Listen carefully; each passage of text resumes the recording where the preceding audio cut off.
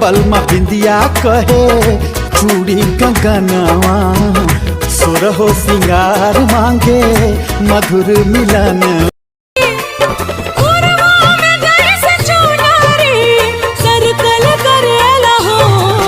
दिल दिल बर के नाम से धड़कन करेला हो, दिल दिल बर।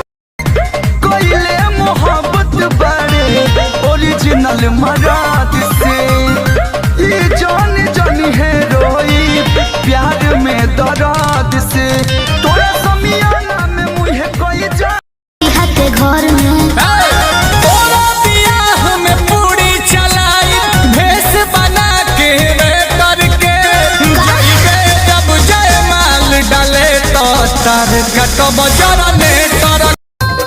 टॉनिक पिलाइए ना, टॉबलेट मत खिलाइए। बहुत महंगा है, बड़ी मार मारेंगे। चुप। आवा ना लौटी जा, आवा ना लौटी जा, आवा ना लौटी के तू लाहे लाहे पहुंच जा। आवा ना लौटी जा, आवा ना लौटी जा। जो कहिला बोला को कर न मरबा, न मरबा, न मरबा। लगल हमारा ई खबर बा, अच्छा तोहर पहिले धरे के मन कह दे तो कहीं मीठ मीठ प्यार के सवाल मिलेगा। जवन चाह कर हमारा से जान दिया हमारे बात।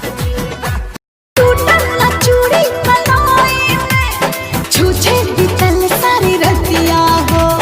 आज नो तो काल सुनो ये धनिया, हम ही उतारब नथिया हो। सरधा पकड़ लाला ईटी दुलिया जावा सा तेरे जाने जा। लाला ईटी दुलिया जावा सा तेरे।